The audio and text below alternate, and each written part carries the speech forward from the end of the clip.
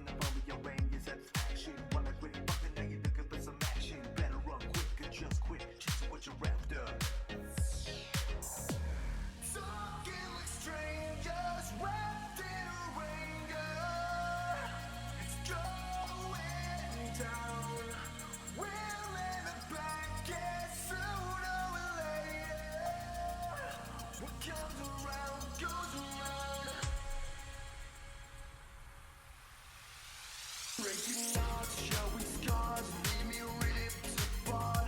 Cold to touch, you're too much, but it's never enough. I'm searching inside, but there is nowhere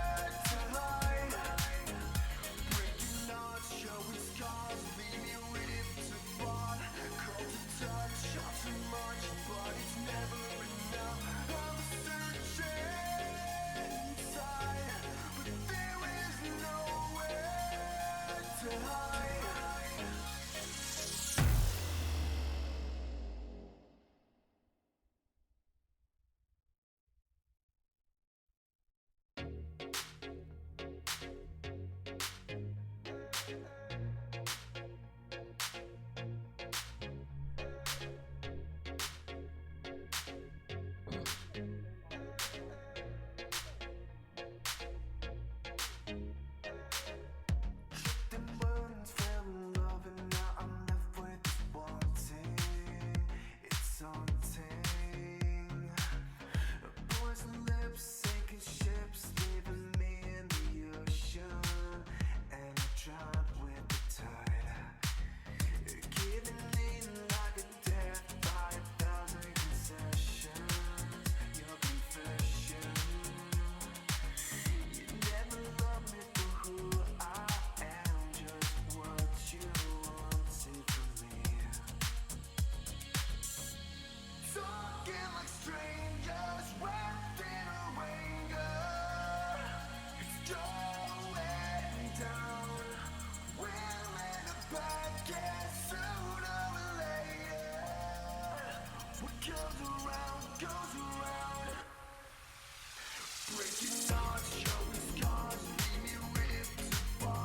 to touch, you're too much, but it's never enough. I'm searching.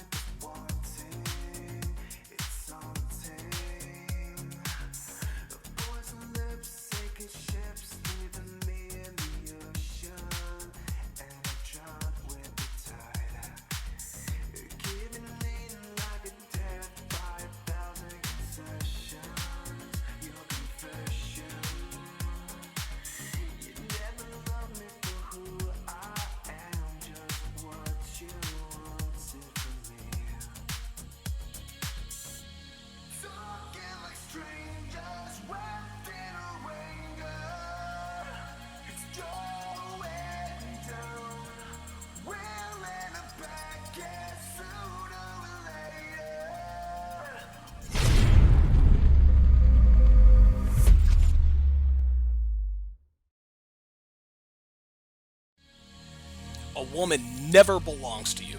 It's just your turn. You lost your edge, she lost attraction for you. That's how it works. What'd you think she was gonna do? Tell you she cheated? Men cannot afford to get complacent in relationships. Get your fat ass off the couch, start lifting weights, and learn game. You're welcome. And now your man, Donovan Sharpe. What's up, guys? It's your man, Donovan Sharpe, and welcome to the 440th edition of TSR Live, your daily dose of red pill truth, wisdom, and awareness. It is Thursday, April 18th, 2019. As always, we are multi-streaming live to YouTube, Facebook, and Twitter, so however you are watching, wherever you are watching, thanks for making the Sharpe reality a part of your daily routine. For those of you watching for the very first time, I do not read the general population chat anymore, the Gen Pop anymore. I have a glaring weakness for trolls and cowards, and these people tend to derail me, which greatly compromises the quality of the show. Listen, a lot of guys have reached out to me and say, Donovan, I love how you handle these trolls and this and that and the other, but I've got more people who tell me, hey, Donovan, it's funny when you handle the trolls, but it kind of takes away from the show. You know, you're becoming easily derailed. And again, listen, as a man, you have to own your weaknesses and make sure that you do not succumb to those weaknesses. And a lot of people say, hey, listen, man, you have to take things on head on. Well, okay, well, no, that comes to fears. If you have a fear of heights, go skydiving, right? If you're afraid, if you have arachnophobia, go sit in a room full of spiders for an hour. But when it comes to weaknesses, it's a little more complicated. I've chosen the take myself out of the situation route so I don't sacrifice the quality of the show. And again, I greatly apologize to the TSR OGs, the TSR jury, the mod squad, because I genuinely love interacting with you guys on a granular level. Unfortunately, we got a lot of cowards, a lot of trolls, a lot of people who come in for no other reason but to derail the show. They've been successful at that long enough. So for the time being, I'm not going to read the general chats. I do have the super chat window open, so I will see and read those comments. So listen, if you want to troll me and you throw me a $6 super chat, listen, man, joke's on you. So I also have the phone lines up. So listen, if you want to comment, if you want to agree, disagree, troll, whatever, the number is on your screen, 914-205-5356. The mod squad, as always, will let you know that I do not see trolly chat comments, right? So if you want to come in here and talk a bunch of shit, nobody's going to relay that stuff to me. They're going to let you know, hey, Donovan doesn't see it, and by the way, they're going to boot your ass out of here. So just understand that for every sequence, there is a consequence. That's how this generally works. Good to have you guys in on a Thursday. Later on in the show, I'm going to give you husbands out there the last 7 signs your wife is planning to blindside you with a divorce. I had a total of 15 signs. I didn't have time to get through them all yesterday, so I'm going to give you the last 7 signs. So you guys certainly want to stick around for that. I'm also going to discuss why eventually Ciara will cheat on Russell Wilson, who just signed a mega deal with the Seattle Seahawks, got a 4-year contract extension worth $140 million, 65 of which is guaranteed. That's $65 million, not $65. But I'm going to start today's show with something that relates a little bit to sports. And I know you guys don't like it when I do sports talk, but you will find that in a lot of cases, red pill truth does tend to correlate with sports on many different levels. Winning your divorce happens to have a few things, actually happens to have quite a few things in common with what is considered to be the greatest upset in sports history. This upset that I'm going to talk about here in just a minute, it is regarded as a bigger upset than the United States upsetting Russia, the U.S. hockey team upsetting Russia in the 1980 Olympics in Lake Placid, New York. A lot of people think that this upset is even bigger than North Carolina State over the University of Houston Phi Slamma Jamma basketball team with Akeem Olajuwon and Clyde Drexler, who were nicknamed famously Phi Slamma Jamma in the NCAA championship game back in 1983. No. The upset I'm going to talk to you guys about happened on February 11th, 1990 in Tokyo, Japan, when James Buster Douglas entered the ring against undisputed heavyweight champion of the world, Iron Mike Tyson, as a 42-1 underdog. Gentlemen, no one thought Douglas was going to win this fight, not even Douglas himself. Now, a lot of people considered Buster Douglas to be a quitter after his fight with Tony Tucker when he appeared to drop his hands on purpose, seemingly on purpose, and Tucker got the TKO. Tucker just, hit him in the face a few times, and the referee is supposed to stop the fight for one of a few reasons. I know one reason is if a fighter is bleeding profusely. The second reason, if a fighter can't defend himself. If he sees that a fighter can't defend himself, if he can't keep his hands up, he declares the fight over. This is what happened in Douglas versus Tucker. Now, what we know now, all these years later, is that Douglas actually did this, dropped his hands on purpose in defiance of his father, who was just another sports father living vicariously through his son. And Douglas's team was aware of all of this. So they were 100% certain that because his father wasn't a part of his training team anymore, that he wasn't going to do the same thing against Tyson. Now, you fast forward to right around that time. I imagine Buster Douglas's manager probably sat him down. His trainer probably sat him down and said something to this effect. He said, look, dude, we don't have a snowball's chance in hell to win this fight. This 23-year-old bull that they call Kid Dynamite, this dude is 37-0 with 33 knockouts. We're not going to let that intimidate us, though. We're not going to go in there and go through the motions and just give him the W. Tokyo is too goddamn far to go all the way there to just lay down. We need at least a game plan to keep things close. For starters, he probably told Douglas, he hasn't been past the third round in 14 of his last 15 fights. So if we can just survive past the third round, we'll have a chance maybe to wear him down. Secondly, he probably told Douglas, you've got a 12-inch jab advantage. You've got a 12-inch reach advantage. Use that advantage and keep him at arm's length. Don't go toe-to-toe with this kid in close quarters because he will put you to sleep and you will not wake up in 10 seconds or less. Not going to happen. If you make it into the later rounds, his manager, his trainer probably told him, go to the body and take his wind. Do not let him breathe. If we do all of these things, James, maybe, just maybe, we can get out of here without you getting your face beat in, or maybe, best case scenario, maybe we lose in a split decision.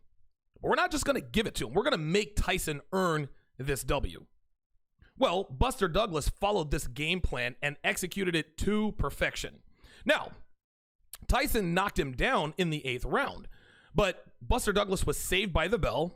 He recovered. He then dominated Tyson in the 9th round and knocked him out in the 10th round and shocked the world and pulled off what is considered to be the greatest upset in sports history. Now, to be fair, Tyson wasn't at his best, not even close. Guys, I've watched this fight probably at least 20 times, and Tyson was nowhere near prepared for this fight, not physically or mentally, right?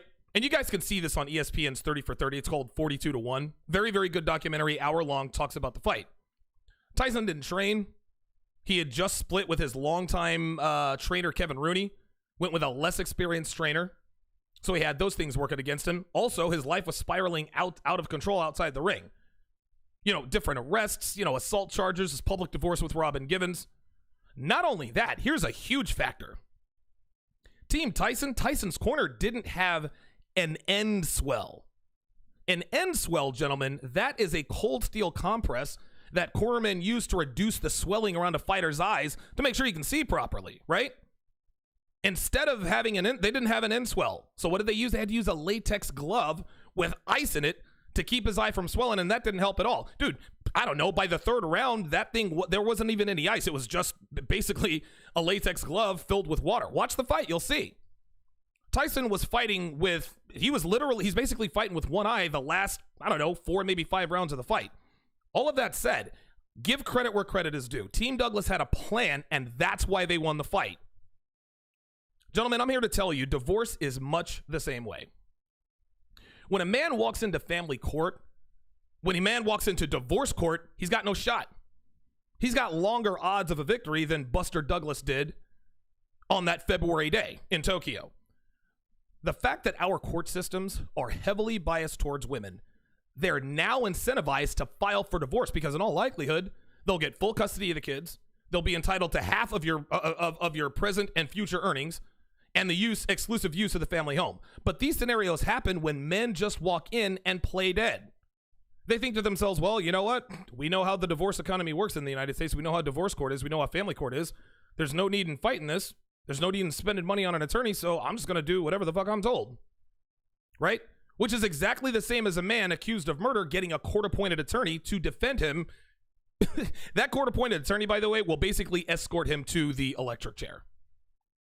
What men do not realize is that they don't have to get taken to the cleaners in divorce court or family court if they play their cards right. Yes, guys, the odds are going to be stacked against you. There's no doubt about it. Just like they were stacked against Buster Douglas back in 1990. But again, Team Douglas had a plan, and they achieved a favorable outcome. They didn't expect to win, but they didn't go in there and roll over and play dead for Tyson. Their plan was to make him earn that W. If he wants to retain those belts, we're going to make him work for it. Ended up walking out of there with the 3 belts. And then, of course, you know, Buster Douglas, I don't know, it was like maybe 8 or 9 months later, you know, Evander Holyfield, you know, he was then knocked out by Evander Holyfield. He made $24 million for the Holyfield fight, by the way. I think he made something like $500,000 for the Tyson fight. Okay?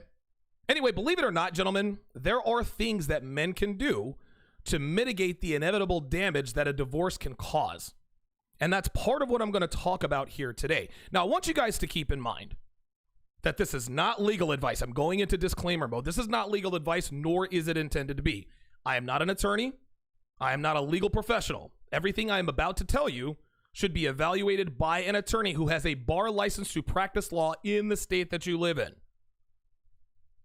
Now that that's out of the way, I'm going to give you guys a list of 10 things you absolutely must do to survive and possibly even win your divorce.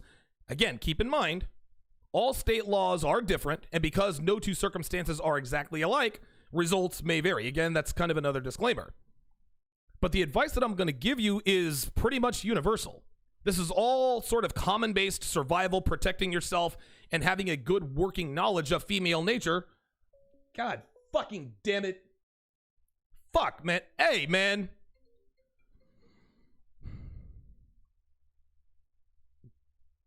That is Kevin Samuels calling me again. I don't know why this nigga calls me every time I'm on the goddamn air. I do not get it. I apologize for the people on the replay. I will never understand why Kevin calls me during the show. I actually listen, I just got a new iPhone. Oh, fucking Christ, man. Here we go. I'm gonna listen. I like Kevin a lot. I do. I'm gonna have to have a conversation with him because this dude calls me every time I'm on the air. It never, ever fails. If somebody knows Kevin Samuel, you know what? My apologies to the replay audience here. God damn it. Like, for serious, man. Just give me a second, guys.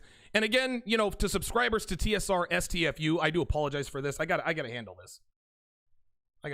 Man. This is unfucking believable. I'm just gonna have to turn my goddamn phone off.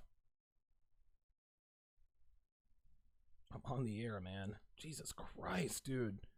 This guy calls me. I remember when my show was at 5 o'clock. Kevin used to call me on the air at least once a week, sometimes twice in a week. Now that my show has changed, this dude calls me during. I do not understand it.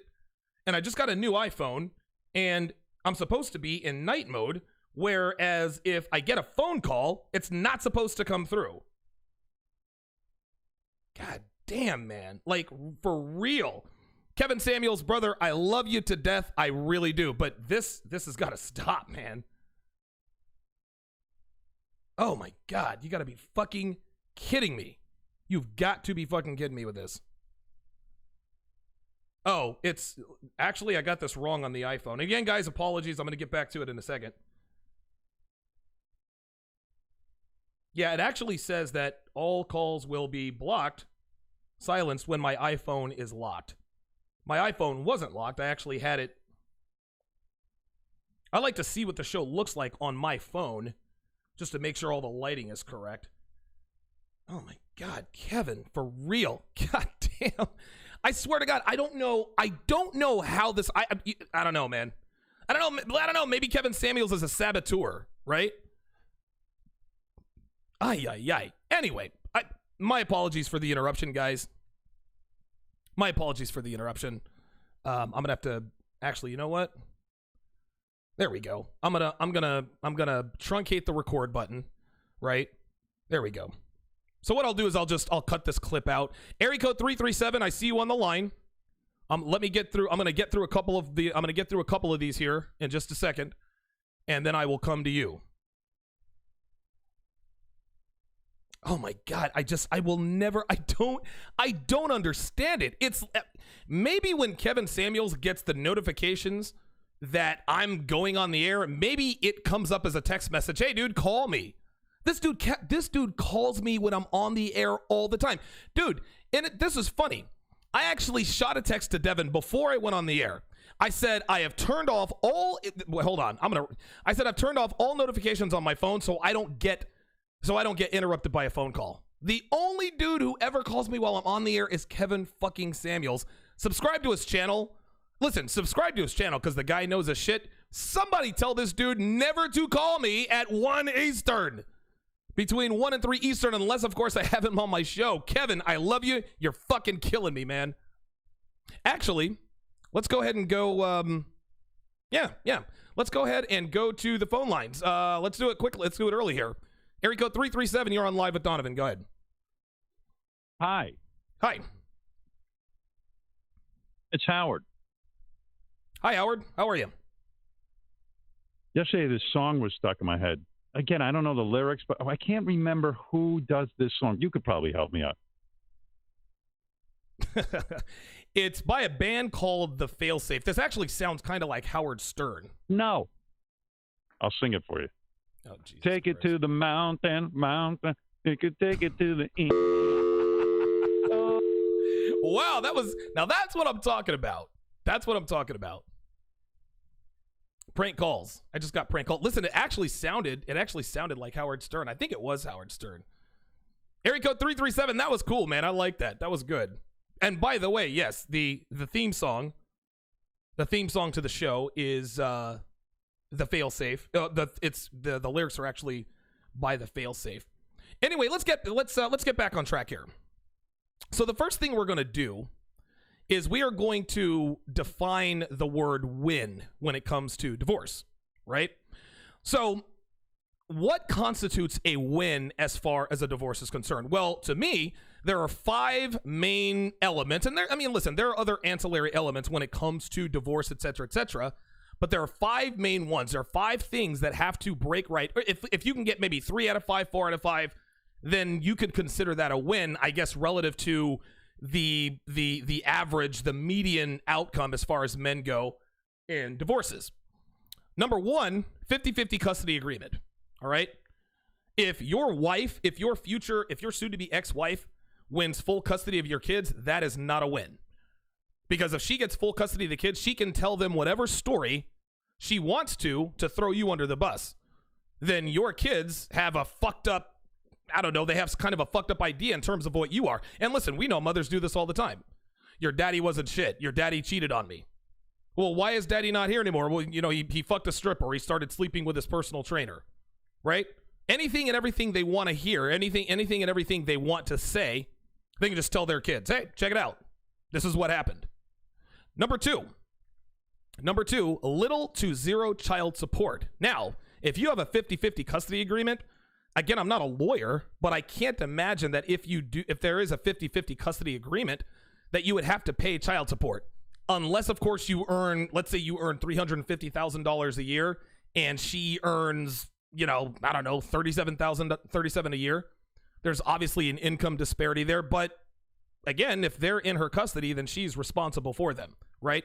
And females always fight for full custody of the kids, not because they actually want the kids around, but because they can get more in child support and alimony, of course, if they've been married for 10 years. Again, check with your state for that as well. Number 3, keeping what you came with, right? If you're married and you came in with a car, or you came in with a house, or you came in with a certain amount, in liquid assets, keeping what you came with. So if you came into the marriage with a net worth of, I don't know, $70,000, you get to keep your net worth. None of that goes to her. Number 4, the fourth thing that I would consider a victory is keeping most of your present and future earnings. Again, this is all kind of tied in with the little to no child support, right? So again, achieving 50-50 child support, guys, that's the catalyst. You get 50-50 child support with your soon-to-be ex-wife, there's going to be little to no child support. You're going to keep what you came with, and you're going to keep most of your present and future earnings. And of course, number 5, if you've been married for more than 10 years, no alimony. So 50-50 custody agreement, little to no child support, keeping what you came with, keeping most of your present and future earnings, and no alimony. Now, this isn't always possible, okay? Understand you're going to have to take a loss in some way, shape, or form, but the idea is to not get taken to the cleaners. So for example, you might have to pay a small amount in child support if there's a huge discrepancy in your earnings, like I talked about earlier, because maybe she doesn't make quite as much as you do. But it's not going to be enough to break you, or if you get 50-50 custody. You're going to take a financial hit regardless, but at least keeping it to a minimum, that's a win. A loss would be your wife getting full custody, you paying a ridiculous amount of child support, giving up the family dwelling, the family house, losing your car or cars, and her getting a piece of your 401k or IRA, your Roth IRA, your savings, pensions. That would be a huge loss. This is what's happening most of the time. So again, the idea is to keep as much of that as possible. And if you manage to hang on to if you manage to hang on to what most of what you came into the relationship with, right? Get 50-50 custody of the kids, keeping most of what you came for, right? Most of what you came with, okay? Most of what you make now and in the future. That is a huge win for a man in a divorce. So now that we have established what a win is, let's go ahead and get started here. I'm going to give you a list of 10 things. Strap in, guys. Number 1, accept the fact that she is gone. Many men make the egregious mistake that there is a small chance to reconcile, okay? Maybe there's a small chance that maybe the two of you guys can work things out, right? We've all made this mistake. Fortunately for me, I wasn't ever in that position. I was actually the one that kicked out my ex-wife, my soon-to-be ex-wife, my now ex-wife, Darcy. I called up her parents. I said, so-and-so and so-and-so, Darcy's coming home. That's it. But we all know that 70% of the time, 7 times out of 10, it's actually the wife that initiates the divorce. And so guys are usually blindsided. So what ends up happening is they think secretly maybe there's a chance that we can get back together. Maybe there's a chance that we can reconcile. She's fucking other guys. Maybe she already has a boyfriend. She's already moved on, guys. Put that out of your mind. You're delaying the inevitable. Sometimes she'll make you think there's a chance, but she's setting you up. More money, more child support, more of your shit. Do not let her tempt you with the false promise of a possible reconciliation. That is false. She is playing you. Number 2, do not move out. The reason why you shouldn't move out is because that could easily be characterized as abandonment. If the house is also in your name, gentlemen, you have every right to be. You have just as much right to be there as she does. Again, this isn't legal advice. Ask your attorney, but I'm pretty sure that if your name is on the deed, if your name is on the mortgage, or if your name is on the lease, you don't have to go anywhere. If she asks you to move out, don't. If she tells you that you have to move out, don't. It's your place too. Now, on the flip side, don't kick her out. Because what she's going to do is she will take the kids and she'll tell the judge, yeah, Your Honor, Donovan kicked us out. If you don't move out, but here's the thing. If you do not move out, she eventually will leave. But make sure you document. Make sure you document, gentlemen, that she left on her own accord, right? And that you didn't force her out. Listen, record the conversation if you have to. Again, I don't know what the laws are in your state, right? But you need to talk to your attorney on how to establish that she left of her own free will and volition. She will also, and by the way, if you kick her out, she will also tell your kids that you kicked her out. Yeah, well, why are we staying with grandma, mommy? Why are we staying with Uncle Ronnie, mommy, well, daddy kicked us out. You cannot kick her out. You can't tell her to leave. She'll leave, and dude, she will roast you in court. Number 3, and this is probably one of the most important things on this list. Hire a female attorney.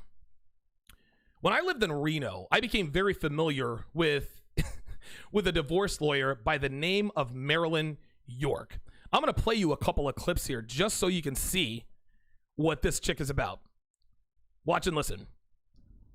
I love women. We're such planners. Like right now, as you guys sit there relaxing in front of the TV, wondering what she's making you for dinner, your wives are racking up community debt, transferring money into a separate bank account, finally losing that baby weight after 9 years, and hooking up with your son's baseball coaches on Facebook.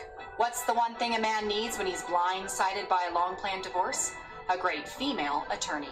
I'm men's rights attorney Marilyn York, and I represent men in all family law matters. You see that? Right? Women know women. Women, listen, females know how females work. Females are intimately familiar about the kind of shit they pull. Female attorneys, gentlemen, they don't buy into the bullshit because they, too, are females. Female attorneys don't get swept up in a woman's emotions or a woman's beauty, right? I am here to tell you, do not get it fucking twisted. Future ex-wives will flirt with your male attorney. It happens all the time. Dude, go on any message board. Ask anybody. If you hire a male attorney, your soon-to-be ex-wife will flirt with your male attorney. Listen, if women are showing their tits online for $5 a picture, what makes you think that she wouldn't flirt with or try to fuck your male attorney to compromise his judgment? You guys you guys can think I'm exaggerating or embellishing all you want to, guys. Women will stop at nothing to get what they want. I'm going to play you the second clip, and this one's kind of comedic, but it's very potent and very poignant. Check it out. You've reached the age of knowing what needs to be done. So why let marital dysfunction get in your way? Ask your doctor if your heart is healthy enough to remain unhappily married. Side effects may include income loss, emasculation, involuntary abstinence, and erectile dysfunction. Seek immediate legal help for marital dysfunction lasting more than 4 years. Is it time you talk to your men's rights attorney about divorce? See if America's most prescribed marital dysfunction solution is right for you. This is why you have to hire a female attorney. Now, listen, if you're in Reno and you are staring divorce in the face, you got to hire Marilyn York. She's the only one, guys. Women know women, guys. And the only way a female attorney will correctly advise you, hey, listen, dude, it's over. That guy you see her out in the parking lot, that's not just her friend. That guy's fucking her. A female attorney will keep it 100 with you guys. She will tell you those hard truths. She'll let you know, listen, your soon-to-be ex-wife, she's going to try to squeeze every penny. Oh, she sent you a text message, let's talk? Don't talk. She's setting your ass up. Number 4, be careful what you say, write, or text. Guys, going through divorce, it's going to be emotional, right? That's understandable. But this is where she'll try to reconcile or give you that impression. But understand this, guys. Anything you say, write, or text has a possibility to be used against you in a court of law.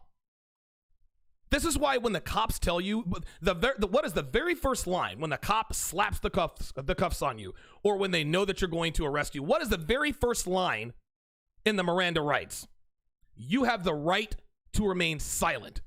Now that sounds all fancy, and we hear it so many times that it kind of goes in one ear and out the other. But what he's telling you is that you don't have to talk. You have the right to shut the fuck up. You have the right to exercise your Fifth Amendment right not to say anything to incriminate yourself. So, for example, let's say that you're texting with your wife or you're talking to your wife and you say, okay, I'll let you have custody. She's going to use that, and she's going to say that you agreed to it. Not that it would stand on its own in terms of grounds to give you custody or to give her custody, but it would hurt your case. It would give the judge the impression that, you know what? He really did. He said he was trying to give up the kids, and your future ex-wife will characterize it that way too. You see, he wanted to give me custody. He didn't want the kids. Here's another example. Let's say you go on some emotional tirade. She'll use that and say you threatened her. And because you threatened her, that makes you an unfit father. Here's another example. You might divulge maybe in passing that you have a side business or maybe an additional stream of income by advertently saying, well, my Patreon money comes in handy, but when my Patreon money comes in, I'll pay for little Johnny's doctor's appointment. Guys, women don't miss anything. She'll use that and the court will investigate that source of income to paint you as dishonest, trying to hide your income. Why are you trying to hide your income? Do you not care about your kids? Boom. Another $500 a month in child support. If you really want to be careful, get a third-party arbiter to arbitrate all of your communications so that there's no mistake in what was said. This is where your attorney comes in. Number 5, do not agree to anything. Guys, don't verbally agree. Don't agree via text. Don't agree via email. Now, she will try to appear to your sense of fairness and provide her instinct, and she's doing this to set you up. She knows that you still love her, right? She knows you still love her. She knows you still love the kids. And she will use that and the kids and will attempt to get you to agree certain things to get more shit for herself. Guys, listen, man. Women are extraordinarily selfish, and they will use any and all techniques to get as much as they can out of you, legally or otherwise. Don't fall for it, guys. Don't fall for the guilt trip stuff. You listen. Oh, what's wrong? You don't love your kids? You don't want to be you want me a good father? She'll ask you these loaded questions. Don't fall for that stuff, guys. Well, yes, I care about my kids. Well, then let me have custody of the kids. Agree to pay $3,000 a month in child support. If you still love me, if you still love the kids, prove it. Nah, man, don't fall for that stuff. This is why you need to limit your communication with her in the first place and watch what you say, write, or text. Again, guys, I don't know the laws, but it could be used against you in court. She can show text messages that say that you've agreed to give an extra $1,000 a month for child support. She could use an email that you said that you agreed to pay health insurance. She could record a phone conversation that you agreed to let her have the house or to give her full custody. Do not agree to anything. Don't give her anything. Do all of this through your female attorney. And don't buy into her threats, guys. Right? She's going to threaten you. Well, they're going to give me the house. They're going to give me the kids. They're going to give me all that stuff anyway. They're going to give me half your paycheck anyway, so you may as well go ahead and agree to it. She doesn't know one way or the other, guys, which is why she's trying to get you to agree to it. If she were so certain, she'd just sit back and let the money roll in, but she's not 100% sure. So she's trying to trick you into saying something stupid that could be used in court against you. Anything she gets should be court ordered and negotiated through your attorneys. Communicate with her through a mindset that she is trying to fuck you over. Don't try to be the good guy, right? That shit's useless, guys. Too many men get caught up in trying to look like the good guy, which is understandable, but women are experts at smear campaigns. And we'll get more into this later. Do not agree to anything without your lawyer present. Number 6, do not get your family or friends involved. Don't tell them anything, guys. Dude, no details, no nothing. This is going to be hard to do, guys, but you cannot do this. Your soon-to-be ex-wife could get information out of them and use what you've told them against you. Seriously, think about it. You could vent to your buddy next door and text her, that fucking bitch cheated on me, I could kill her. Your buddy could inadvertently tell her this and other things you've said to him in confidence. Right? Definitely don't communicate with her family because they'll look for anything to use against you. Right? And listen, sometimes she'll put her family up to befriending you and giving you a false sense of security to say, text, or write anything that could damage your case. I'm here to tell you guys, women they will try it all. If you need someone to talk to a therapist. They are bound by patient confidentiality, so they are legally obliged to keep their mouths shut.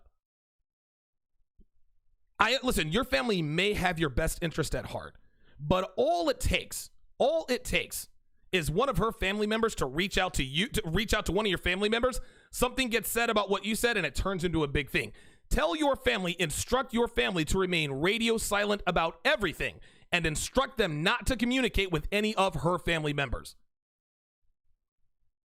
Number 7, deactivate all social media.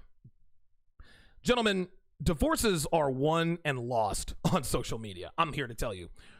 Women and their families will have your Facebook, their Instagram, your Twitter under surveillance at all times. They're looking to spot anything that could help her or hurt you. Listen, guys, trust me. I know it's tempting to show her or at least pretend that you're doing just fine without her, which you're not, right? You're not doing just fine without her. You just want it to look that way, which is understandable, but that's a lose-lose situation. Post a picture of you and a hot girl you're fucking, she'll claim you cheated on her with that girl, which makes you a bad husband and father. Then she'll also question if you brought her around your children. Post a picture of you on vacation, she's going to wonder, well, how did he pay for that? Post a picture of you buying something nice, how'd you get the money for that? Right? Post something about what you're doing and she'll say something witty like, well, if you're doing such and such, then why aren't you with the kids? If you're spending money on such and such, then why haven't you sent us money for little Johnny? Post a selfie of you in your house and she might pick up on something in the background that could hurt your case. This is what they do. They also, by the way, use social media to start a dialogue about the divorce to bait you into saying something stupid so she can turn it around and say that you threatened her or something to that effect. Listen, guys, we've all seen it. We've all seen the knockdown, drag-out fights between Facebook, on Facebook between soon-to-be divorced couples with all the mudslinging involved. And if you get involved in that nonsense, it is always a lose-lose situation for you, the man. Females never lose on social media, guys, at least not in these cases. If you do not get into the mud and roll around with these bitches, man, it's a lose-lose. If you really want to avoid all that nonsense, deactivate everything and tell your friends and family not to pay attention or not to do anything that she or her family members post or say. Stay away from it. Plus, listen, when she's running a smear campaign, she can't tag you in posts. If you deactivate all social media, she can't tag you in posts. Right? Not that her friends and family won't see your name, but if you're off social... God damn it. Relax. All right, I'm gonna have to come back because I think the Amazon guy is here to pick up our our return mattress. When we come back, I'm gonna give you guys the last 8 nights. I'm gonna give you guys the last 3 things to consider. The last 3 things that you absolutely need to do in case of an impending divorce. Then we're gonna talk about Russell Wilson and Ciara. Don't go anywhere, guys. We'll be right back. Words like sexist, gender binary, etc. The word sexist is probably the most accurate feminist tell there is out there. If she also mentions how wrong being gender binary is, meaning that you believe that there are only 2 genders, male and female, you've absolutely got a feminist on your hands. Fuck her and chuck her, guys. That's your only move. Number 7, she doesn't own feminine clothing. If you've been dating a girl for a few weeks and you never see her in a dress or skirt or heels at some point or another, you can bet your ass she's a feminist, guys. Listen, feminists renounce femininity as a matter of principle, which is both ironic and ignorant. Number 8, she brags about her masculine characteristics. Guys, this is another projection play. And I've talked about this before. Women want men with certain traits, so they will indirectly tell you what they want in a man by describing themselves as such. Feminists, on the other hand, they take it a step further and brag about their masculine traits. They'll tell you things like, I'm competitive, I'm strong, I'm a control freak. These are all characteristics that they're attracted to in men, so they'll tell us that this is what they are. 100% of the time, guys, they are none of these things. But that doesn't matter. She's outed herself as a feminist, which means you can now take appropriate action, which is to give her ass to mouth and delete her number after the dirty deed's done. That's it. Number 9, she says she doesn't want children. Now, this is assuming that this is assuming she doesn't already have 5 kids by 4 different niggas. Not having children, guys, that is the calling card of a feminist slut. Feminists have no interest in raising families or having children, and if she says this out loud, she's guaranteed to be feminist, guys. There are no two ways about it. There's no such thing as a traditional girl who doesn't want children. Number 10, she talks about her job a lot. In addition to not wanting children, she'll brag about how challenging and grueling her useless data entry job is. If she says anything to the effect of my career comes first or my job comes first, guys, you've pegged her as a feminist. Now, of course, number 9 tipped you off when she said she didn't have any children, but when she talks about her job, when she says my career comes first, that solidifies your suspicions. And number 11, telltale sign of a bona fide black feminist is that she's perpetually single. A telltale sign of a feminist, guys, is that her relationships never last that long. And better than 9 times out of 10, it's because she cheated. Listen. Feminists are sluts, guys. We all know this. And they're weak-minded, meaning they'll never be straight up with you about the fact that they're not attracted to you anymore. Like most women, they'll go out and fuck a few people, and the one she likes the most is the one she'll try to lock down. And if she's successful, she'll either tell you she wants out, or she'll just disappear, or whatever fucked up way of letting you know that, she's out of your life. Guess what, guys? She's going to pull the same stunt on the new guy, and the new guy, and the guy after that, and so on and so forth. Wash, rinse, and repeat. And if you guys pay attention, you will find that feminists never have relationships that last longer than a few months. They never do. Now, to the average man, picking up on feminist tells can be a little bit tough because we've been told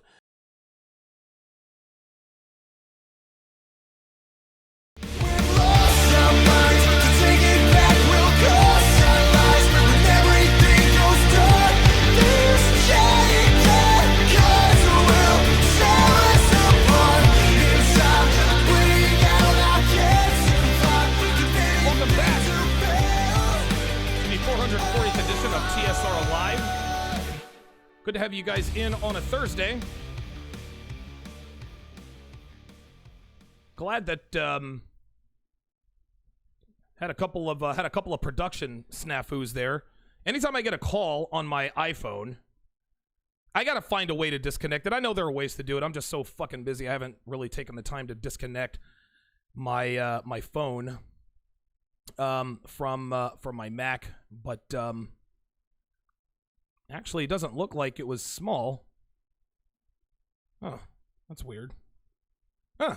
All right. Well, I guess it appeared to be. All right, cool. I'll take it. Good to have you guys in today.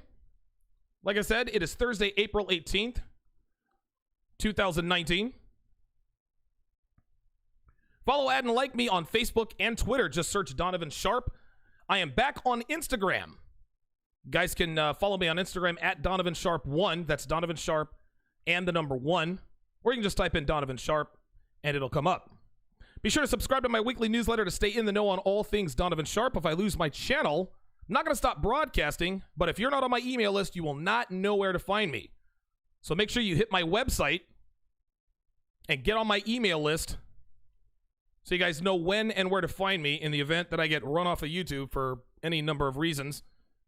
And again, I'm not going to blow up your inbox, guys. I'll shoot you an email when it's important. I'm not going to bug the shit out of you every day. 914-205-5356 is the number to call to get in on the show. Area code 678. I've actually got Desmond in Atlanta. You are on live with Donovan. Go ahead. How you doing today, Donovan? Doing good, man. How about yourself? Oh, yeah. Can't complain. I was just calling in to tell you appreciate all the good advice, man, and to tell you that you're right on point, And I didn't go through it with the whole marriage and alimony thing, but I did go through it with the child support thing. And everything that you're saying is on point, Well, tell us, I'll tell you what, Desmond, if you would, tell us about some of the experiences that you had dealing with child support and the whole baby mama thing. Oh man, it kind of reminds me of what you went through with your ex. When you were saying about Amy, I had the whole apartment in my name. Yep. Her vehicle that she drove in my name, the insurance, Georgia Power, everything in my name. And you know, when we got together, she was a good female, still is. But when we got together, you know, she got a lot more lazier. You know, she started working less. And I didn't understand certain things at the time because at the time I didn't know about you in the manosphere, you know. So I didn't understand that game was being ran on me, you know. But as I started awakening to certain things, I was like, I got to get away from her. And it's like you said, that's when I tried to use people in my life to help me. And like you said, you can't do that, you know. I tried with the child support thing. I tried to talk to her family about just reconcile, you know, just, you know, what's in the best interest for my daughter and everything. And like you said, nobody's in the man's corner, you know. Not and a chance. I just wanted to tell you, like, you were speaking the truth, you know. Yeah, definitely. Let me ask you something, because you said she was a good woman when you met her. She still is. What makes you think she's a good woman now? The reason why I said that she's a good woman, well, I'm not gonna say good. She's an okay woman, is the fact that all the stuff that she's still doing to this day, like how she put me on child support and all that dumb stuff. I know it's only because she still wants me, you know.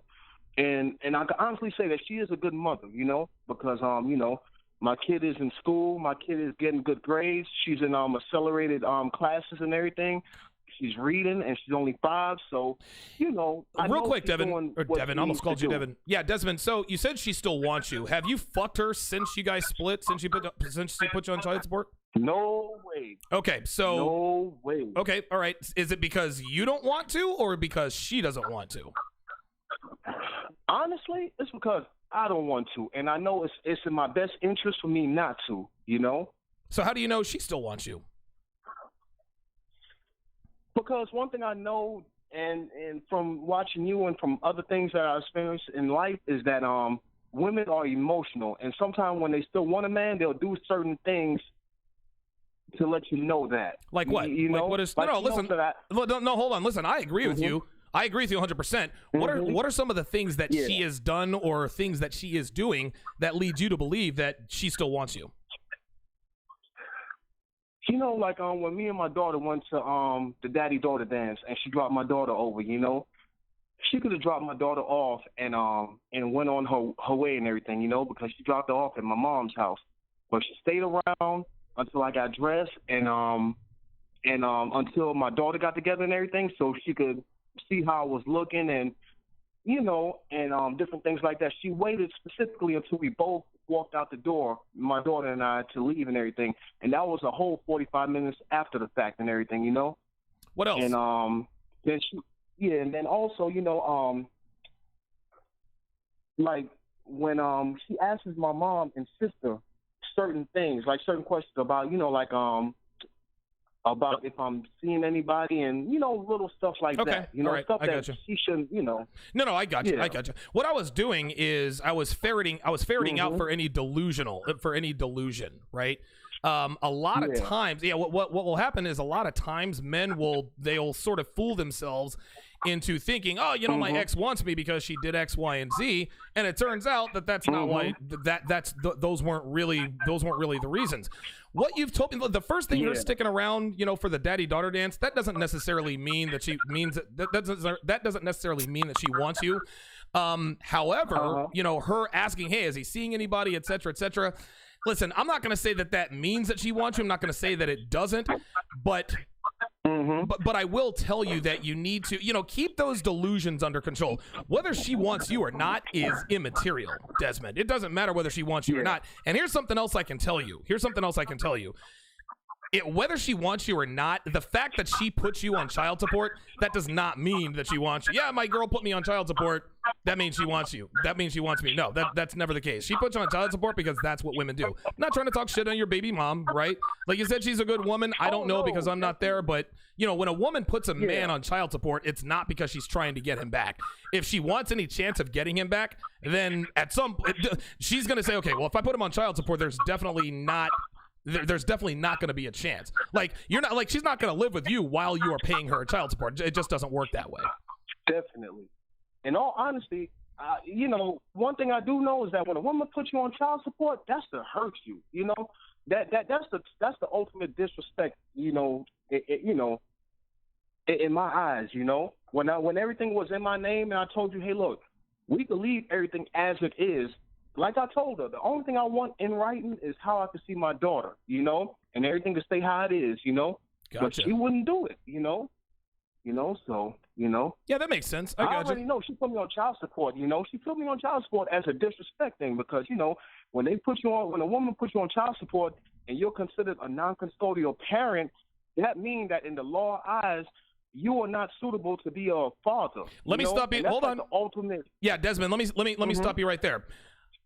And again, I don't know the laws in the state of Georgia, but you told me, hey, the reason I know she wants me is because she put me on child support. You and I both know that was bullshit. You just told me that. And again, I'm not trying to call you out here. I'm just what I'm trying to do is I'm trying to let you know it's okay as someone with red pill awareness to listen. You can acknowledge, hey, you know what? Maybe I, as a man, didn't do what I was supposed to do, but my baby mama did some fucked up shit too. And calling her a good woman or saying that she is still a good woman.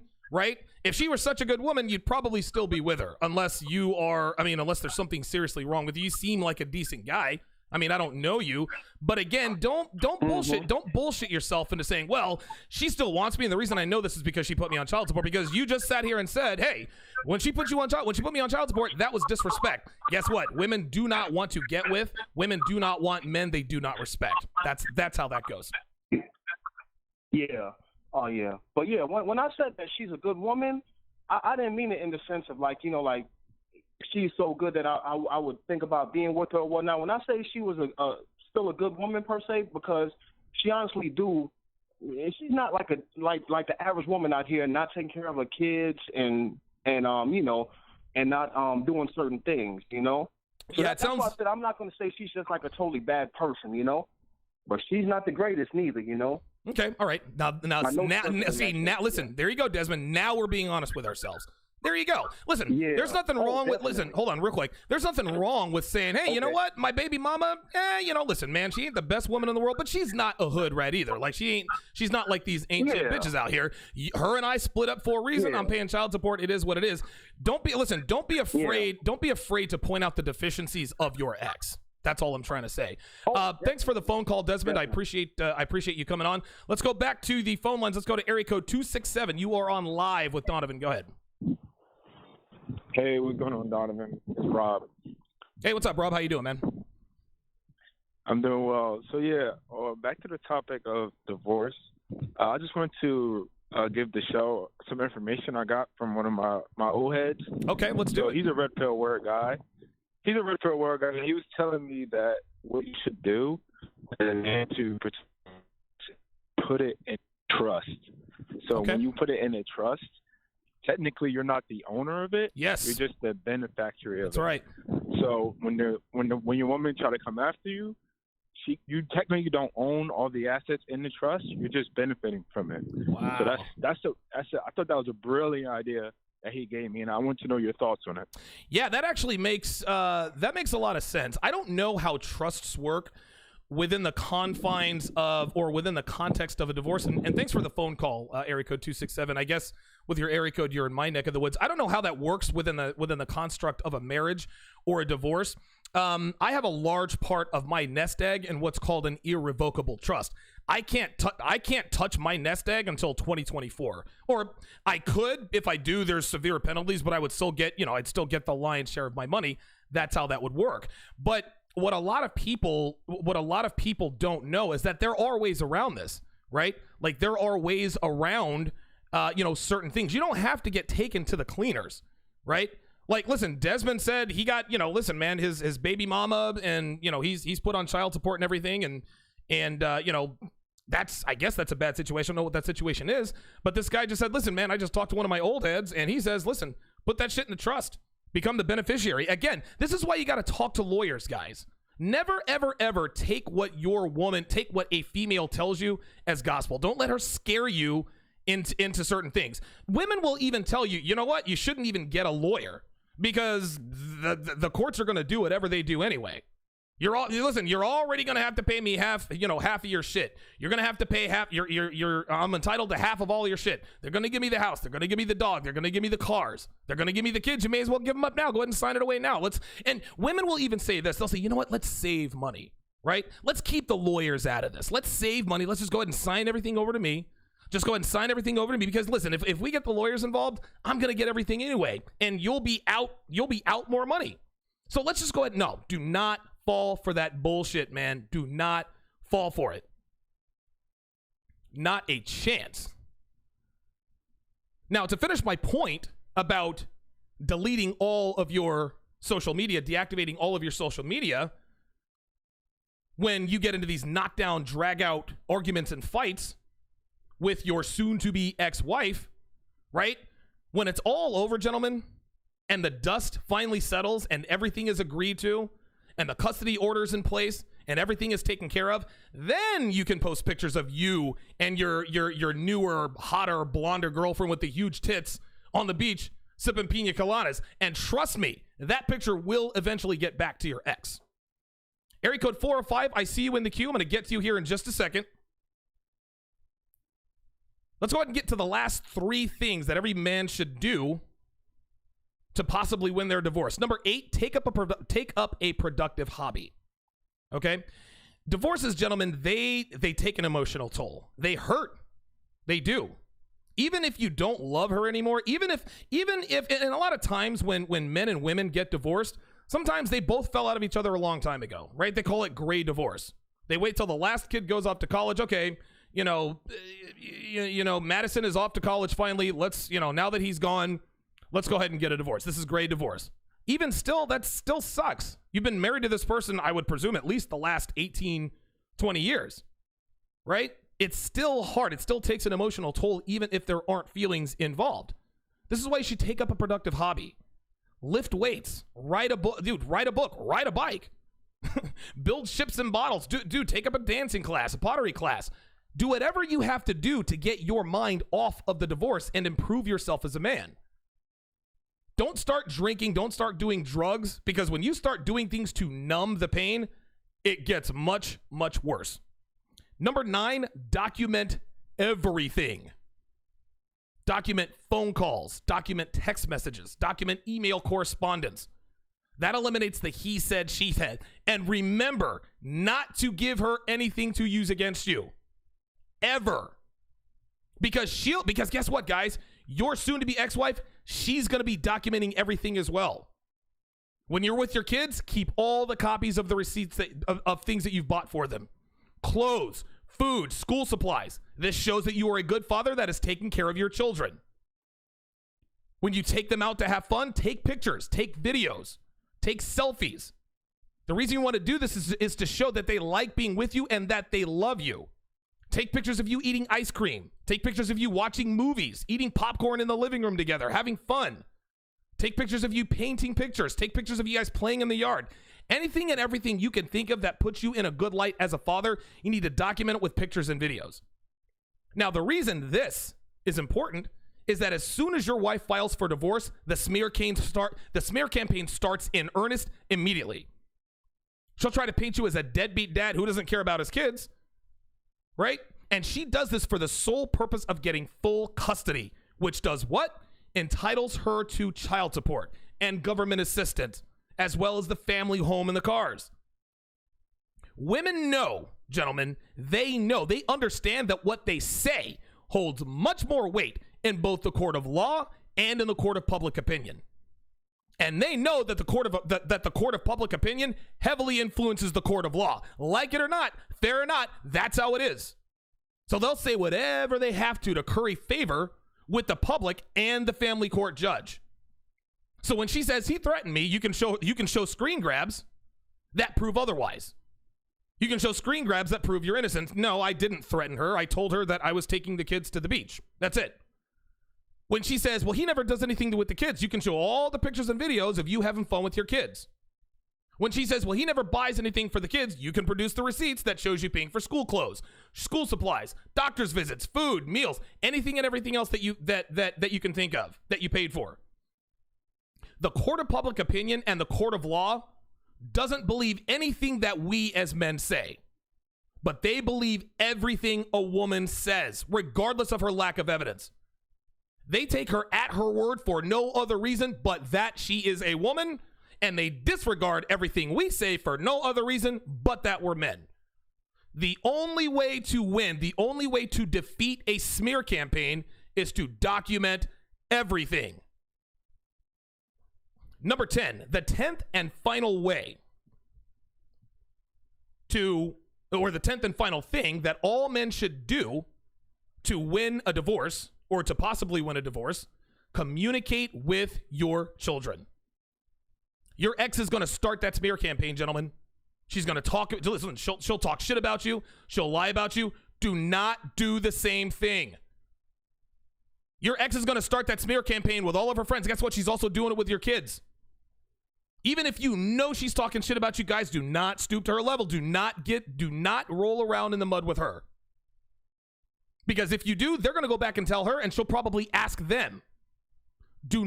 Here's another thing. When you're communicating with your kids, do not ask her what she's up to. Don't ask her, don't ask them what she's saying about you, right? If they start to tell you, if they start to say, hey, mommy said this, guys, listen, I love you guys. I don't want to hear about that stuff. If you talk shit about her and it gets back to her, she'll use it against you. But make sure your children know that you love them and show them that you love them. Communicate to them that divorce is not their fault. If they ask you why mommy and daddy split up, tell them, look, it's complicated and, listen, I'll explain it when you're older. If they ask whose fault it is, tell them, listen, it's nobody's fault. This is where you take the high road, guys. Kids aren't stupid. Mommy may influence them to some degree with what they say, but single mothers are terrible moms. They're selfish and they behave badly. And guys, I'm here to tell you, kids pick up on this stuff very easily. I was the child of a single divorced mother. My mother was a terrible mom after she got divorced or after she got separated. Terrible fucking mom. She acted irresponsibly and she acted selfishly. She didn't give a damn about us. It didn't take us long to figure out, well, wait a minute. Okay, we didn't have the best dad, but mom did some pretty fucked up shit. Mom tried to paint our dad into, well, this is the funny thing that my mom always told us. Your dad is selfish, selfish, selfish. This is why we got divorced. He's selfish, selfish, selfish. Okay, that may have been true, but guess what? My mother was even more selfish. It's interesting how that works, all right? If you are the parent who acts responsibly, who acts rationally, and doesn't talk shit about the other parent, your kids will see it for themselves. Give your kids a little more credit as far as their intelligence goes, guys. They know the difference between a good parent and a bad one. They might not realize it right away, but trust me when I tell you they will down the road. Guys, I'm here to tell you, I'm one of those kids. They'll replay everything in their minds and they will act and react accordingly. Your ex will also try to spoil them by buying them things, giving them money, not disciplining them. She'll do everything in her best interest as far as the courts are concerned. But guess what, guys? She never has the kids' best interest at heart because she is using them as a means to an end. And guess what, gentlemen? Your children will pick up on this stuff. They're not stupid. Yeah, listen, man, they like the toys and the gifts and the ice cream and not having to go to bed early and, eating ice cream for breakfast. But when they see mom's face in the phone all the time and not paying attention to them, they'll get the picture right. They'll get the picture pretty quickly. When they see mom shooing them away, paying more attention to her tattooed up flavor of the week boyfriend who pounds the life out of her in the other room while they're out watching TV, they figure it out. Continue to be a good father, and I promise you, I've never been in this situation, right? Continue to be a good father to your children, and everything will take care of itself as far as your kids are concerned. I shouldn't have said I promise you, but you have to give your children a little bit more credit. But Donovan, they're 7 and 8. There's no way they can know. Guys, I understand how it can be very, very tempting to, how can I put this? I can understand how it can be tempting to want to take your 8-year-old aside and say, look, Johnny, this is how it happened. Little Johnny's not going to know what happened. You're going to have to wait. You're going to have to wait 5, 6, 7, 8 plus years For your kid Johnny to call you up one day, hey, Dad, Johnny's a freshman in college. Hey, you know what, Dad? I know you and Mom split up, and, I know it was hard for you, but you know what? I understand now. Like, I understand you were a good father. Like, you were a good dad. You got a raw deal, and you know what? I love you, and I understand. That's the best you can hope for. At the end of the day, guys, there's no silver bullet for divorce. Okay, like I said at the top of the show, the deck is heavily stacked against us. And really and truly, it's a shame that avoiding financial ruin in any given divorce is considered to be a win for men in divorce. Now, while it's, an epic failure for women, right? As shitty as this is, guys, it's important for us to realize that we can avoid getting completely fucked over by the system in a divorce. You're going to have to do some work. Hang on a second.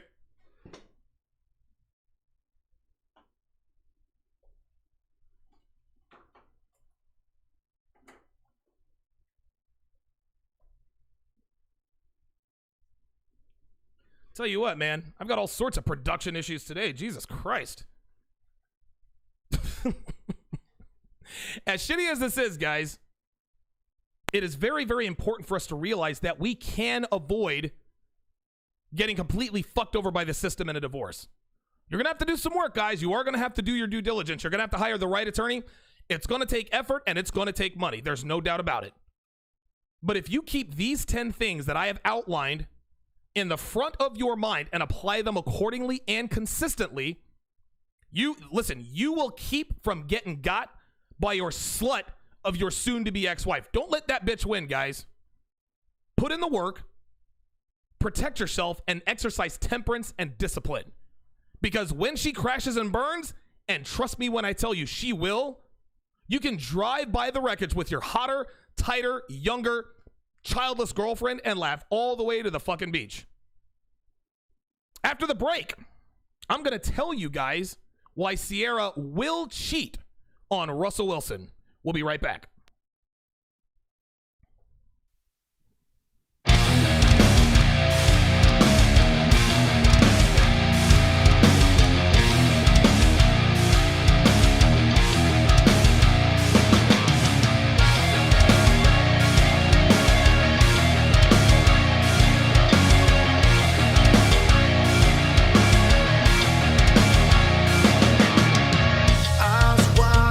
But I can't see all the wreckage inside of me. No light buried so far down.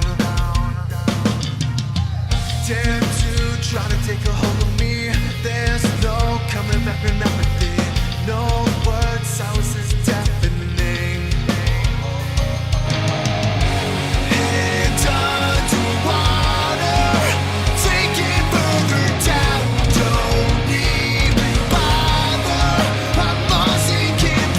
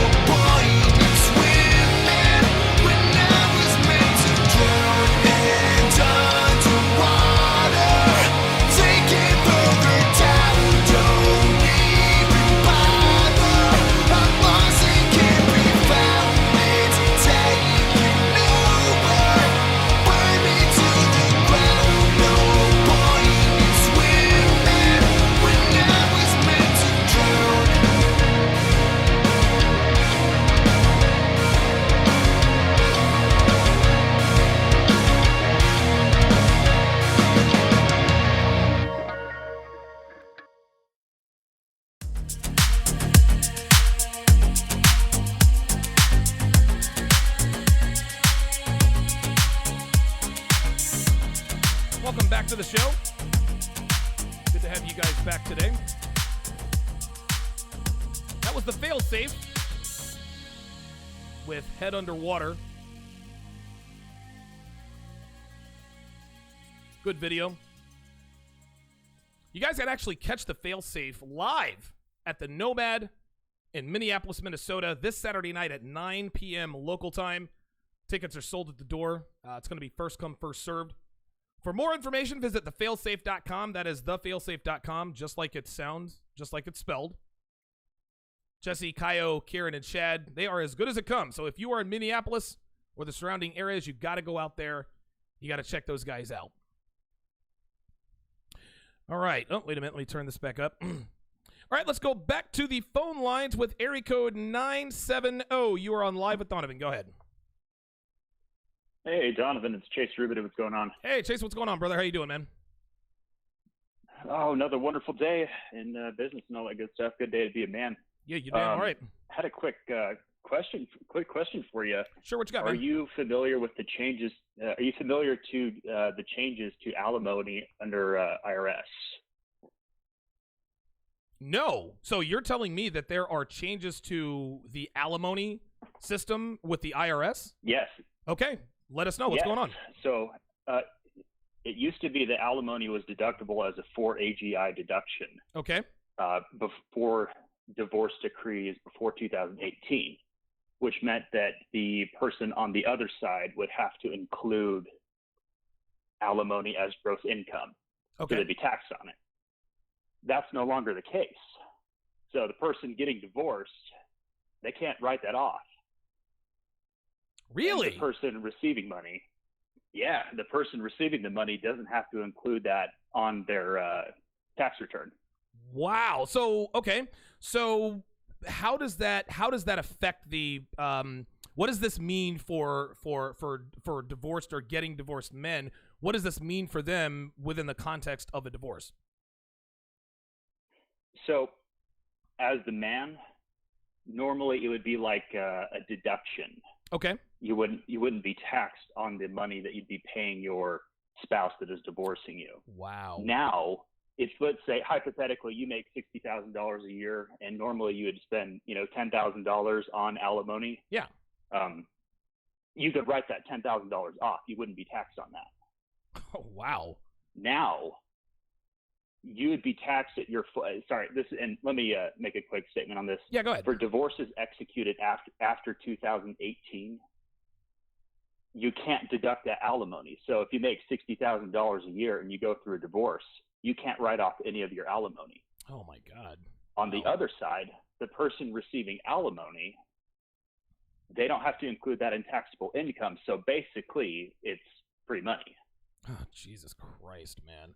So basically, when you pay alimony, the person getting the alimony, in most cases it's the wife, that's tax-free money. That's just free money, government-free. Yeah, for divorces executed after 2018. After 2018. So even more of an incentive for women to stick it out for 10 years and then say, oh, I'm out of here, and now I'm going to get alimony, right? And it's not going to be taxed. That is no longer taxable income if the divorce was executed, meaning that, and again, I just want to make sure I'm getting my facts straight here. So for divorces executed, so this isn't her filing divorce papers. So let's just say that a woman files divorce papers on December 30th of 2017, but the divorce doesn't get executed until February 3rd of 2018, right? So does that mean at that point that now alimony is not taxable? I'm not entirely sure how it works okay. from the court standpoint, because I work in finance and accounting. Sure. Okay. So I'm not entirely sure how the legal system defines that. I think, because I know that divorce proceedings can be drawn out for years, which is kind of the incentive for it. Okay. I'd have to do a little bit more digging on that. I found it interesting. I thought you might find it interesting that this is how the alimony system works. And for sources, you can look up topic number 452 on alimony on the IRS website. Okay, topic number 452. So, topic number 452. Thanks for the call, Chase. Topic number 452, and I think that's irs.gov. So apparently the tax laws have changed in terms of alimony for divorces executed after 2018. Another, again, this incentivizes, this just further incentivizes, good God. Listen, the longer, the more time goes by, man, the more advantages women get. I swear to God. The more incentivized they are to just call it quits. It's unbelievable. All right, let's go back to the phone lines. Area code 405. You are on live with Donovan. Go ahead. What's up, Donovan, man? Hey, this is Vandy out in Oklahoma City here. Man, the stuff that you're telling these guys, if they haven't gone through a divorce, it's absolutely priceless. I can't tell you, and even myself, how many times seeing somebody going through a divorce that they think that these women, even though they're getting divorced, that they're not going to just get full-on ruthless with them and think that the courts are going to help them out. Man, I wish I would have taken notes on some of the stuff you were saying, but absolutely paramount when you're going through this, man. I'd have these guys bookmark this and listen to it several times. One thing to add on that, though, is one thing, at least here in Oklahoma, you go to court, the judge will assign whatever kind of alimony and child support that he wants. And I have learned that if you go and talk to the DHS office, they can supersede what the judge says, and it goes off of a basic calculator, not just whatever the judge seems to think that you can afford. Oh, okay. So now that could actually be good or bad, right? So if the wife, typically it's good. Okay. Yeah, because the judge is just going to be like, you're going to pay X amount of dollars, but then DHS can say, wait a minute, the judge was out of whack. We're going to use a calculator. We're going to use a factor, and this is how much you're going to pay, and that supersedes the judge. Exactly. Like, take me, for example, where I work on a grave shift where I get a 10% shift differential, and we work a whole lot of overtime. So going through it, they want tax returns for 3 years. Well, my tax returns claim that I make six figures, where my base pay is nowhere near that. Ah, okay. So the court bases it off of your tax returns, and see, my ex wasn't working at the time at all. Oh, wow. So according to the court, my child support should have been about $1,100 a month. Okay. When all was said and done through DHS, it was $375 a month. Wow. Holy moly, dude! That's what? That's almost 60%. That's almost a 60% drop, man. Yeah, man. I had a buddy of mine had told me about that. He was going for a different reason and was asked about it through DHS, and he ended up having so much overpayment that either he could have not paid his ex for, I think, like 4 or 5 years, or it dropped down to only a couple $100s a month. And he did that just because he knew that it would, for the rest of the remainder of the time that he was paying for his kids, it would just dig at his ex, only getting that much money. Because like everything, it's a financial gain for these women. That's exactly right. And they count on that money. The weird thing is, area code 405, is that we all know that females are terrible with money. Listen, I don't know if there's ever a documented time in history where a female actually did something with child support and alimony that actually was for the kids. I've never heard of anything, not for the kids, but I don't know, maybe they would invest. Nope, they never invest. They always go get their nails done, their hair done. They're buying their tattooed flavor of the week parts for his motorcycle. So when your buddy was in that situation, right, she probably went from, oh my God, I was getting $2,400 a month. Now I'm going to get $350 per month. Holy fuck, what am I gonna do? Oh yeah. It's fun to sit back and watch. Listen, go ahead. I was gonna say also, when you were talking about not just being blunt and straight up with your kids, man. My kid's 7 years old, and he asks me all the time why me and mom got divorced, and it's very easy for me to be like, hey, she was playing who's in my mouth with her boss and her boss's husband. That's who this guy is that she's married to now. This is the truth. But kids are smart, man. They sit back, they watch. I just tell them when he's a little bit older, maybe we'll have that conversation. But they'll figure it out. As it is now, he can't wait till he's 13 to come and live with me full time. So, yeah, it's interesting. And it's good that you pointed that out, area code 405. And thank you very much for the call. And by the way, this is on YouTube, so if you want to go back and rewatch this, I'm leaving this up for the public. But I appreciate you calling and sharing your story, man. Yeah, no doubt, man. You have a good night. Take care, bud. Area code 405, dropping that knowledge, man. Yeah, listen, you have to refrain. You have to And I know it's going to be hard. I know it's difficult not to just try to have like a blunt, straight up conversation like, hey, the reason why me and your mom are divorced is because she was fucking her boss, or she started fucking her personal trainer, or, and doing crazy dumb shit like that. But you have to lose the battle to win the war. You have to think of this in the long term. You really, really do. Let's go back. The phone lines are lit. Let's go to area code 540. You are on live with Donovan. Go ahead. Hey, Donovan, what's going on, man? This is the boy Jay. What's up, man? Jay, doing good. Jay, how do you doing, man? Just a little bit of update on my situation. I finally got rid of that crazy-ass cooler that you told me to get rid of. Oh, yes, sir. Good. I remember, man. That bitch was absolutely nuts. Yeah, dude, and that's not even where it gets worse, because that night that I went over her house, she told me to come over, and then she wanted to question me about something she sees on my Facebook page. Now, mind you, we have no title and we're not even together. Right. Then I say I don't want to deal with this bullshit. I'm out of here. Then as I leave her house, she throws a broom at the back of my head, and I'm like, "What the hell are you doing?" Whoa. Then she jumps in my face, starts screaming, and then she I'm like, "I don't want to deal with it. I'm out of here." And then as I go to the door, she jumps in front of the door. And then I finally say, "If you don't move, I'm going to move you." So then as I reach the door, she slaps my hand away from the door. So I grab her and then throw her away. And then I wrap my arms around her. And then her daughter hears us fighting. Mind you, I told you, one of her daughters is 17. I don't know what the hell I was thinking, dating a woman with 4 kids by 3 years. I mean, we've all been there. We've all been there, brother. Anyway. Yeah, I was thinking, because, at the beginning of this thing, I was thinking, hey, I get free pussy out of the deal. Sure. But, yeah. But anyway, then her daughter pulls my hood over my head, and they both start whooping my ass, and I'm actually able to get out. I don't know if yeah. Oh, and then, shit. I know. And then afterwards, I'm able to finally get out of the house and try to drive off, but not before she tried to damage my car. Oh. So then I called the police. And then I reported domestic dispute. But then a whole day later, the police come to my house and arrest me for it. Oh. And I'm like, what is this? Yeah. So I spend a week. Well, I spent a week in jail for a crime that I didn't even commit, because she tried to get me on strangulation charges. There you go, man. But I went to court and I beat it. But it's just a messed up situation how if you're a man, you're guilty till proven innocent. But if you're a woman, you're innocent till proven guilty.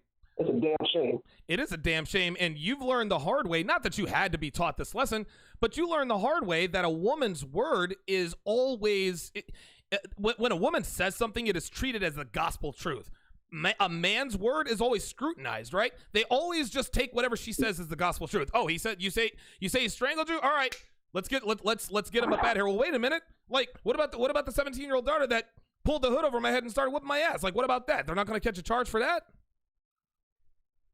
Exactly, man. And like I said, I beat it in court, but things I did not want to put my hands on it. The thing is, because I'm a martial artist, so that would have gave her even more of a I would have gave her even more of a reason to try to. The thing is, she hits me. I don't understand. She hits me first, and I'm the one that gets arrested. That's a damn shame. But like, you're right.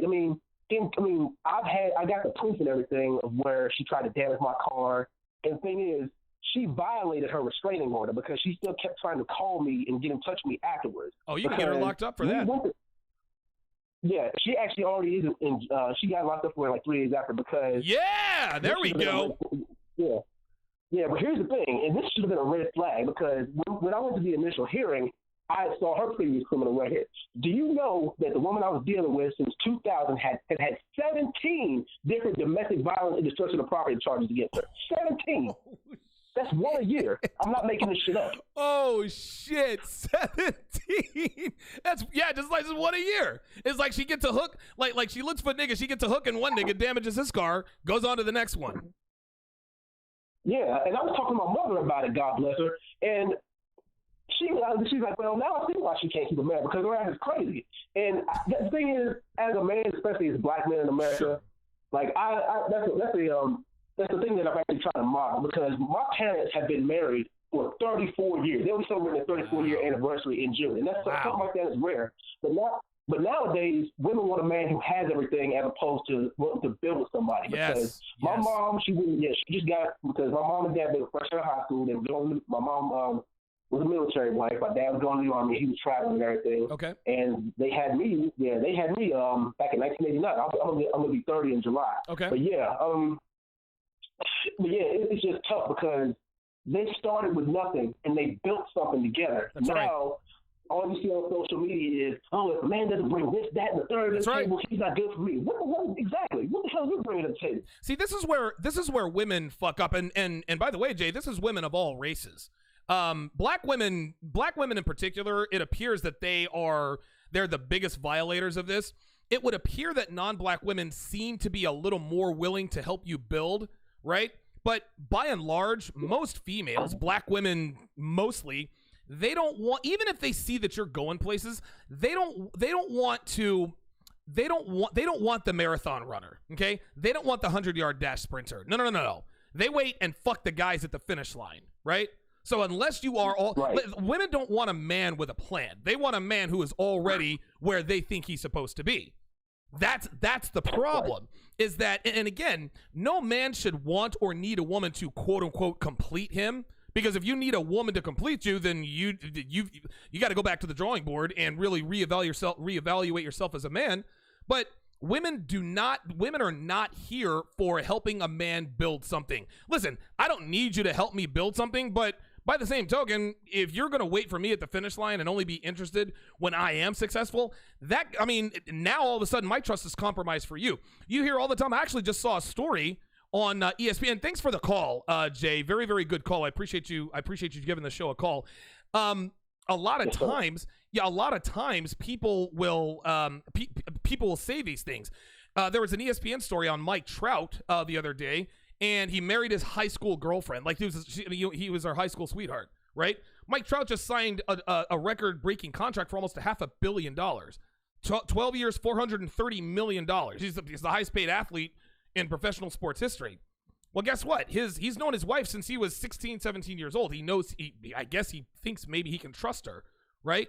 But when a woman gets a hold of you after you sign that big contract, you have to think to yourself, listen, man, this is how it is. Women are not interested in building with men anymore. They're not. Not that we need women to build empire. Listen, I'd be where I am now with or without Devin. It just would not have made any difference. Okay, maybe it would have taken a little longer, but I would have gotten here with or without her. Okay? That's how it works. But women are not interested in men who have a plan. They're not interested in a man who's going places. They want a man who is where they think he needs to be. And that's the sad part, man. They want the finished product. They don't want a man with a plan. Let's go back to the phone lines. Area code 409. You're on live with Donovan. Go ahead. Yes, this is B. Scott. B. Scott, what's going on, man? What's up, man? It was a little mishap between us a couple of days ago. I called in and I said something about leading with the ego. I think that was a miscommunication because I meant like some guys, they feel like, okay, a woman's supposed to do this, supposed to do that. They don't believe in no work in that. Right. Or they don't believe in being realistic about, a woman's nature. And so that's what I meant with leading with the ego, and I kind of got it. It's stuck. Okay, I understand that, and thanks for calling in and clearing that up. B. Scott is a man, right? B. Scott and I had a little dust up in the chat. He decided to call in and say, "Hey, look, man, miscommunication. This is really what I meant. Makes perfect sense to me. This is what I need. This is why I've decided to stop looking at the chat." So yeah, he cleared up what he meant when he said, "Hey, this is you're letting your ego." You're kind of letting your ego make the decisions, et cetera, et cetera. All right. Let's get back on track here and talk about my man, Russell Wilson. Now, for those of you who don't know, Russell Wilson, I think a couple of days ago, or actually back on April 15th or April 16th, signed a 4-year, $140 million contract extension with the Seattle Seahawks. He is now the highest paid player in the NFL by a long shot. And by the way, guys, he deserves the money. Okay? Again, I don't want this to get into sports talk, but everybody said when the Seahawks were on their Super Bowl runs, a few years back, everybody said, well, it's because of that. It's because of that defense. It's the Legion of Boom. That's why the Seahawks are successful. Earl Thomas, Richard Sherman, Cam Chancellor, all those guys. Those are the reason why the Seahawks were successful, right? They left Russell Wilson out. Then when the Legion of Boom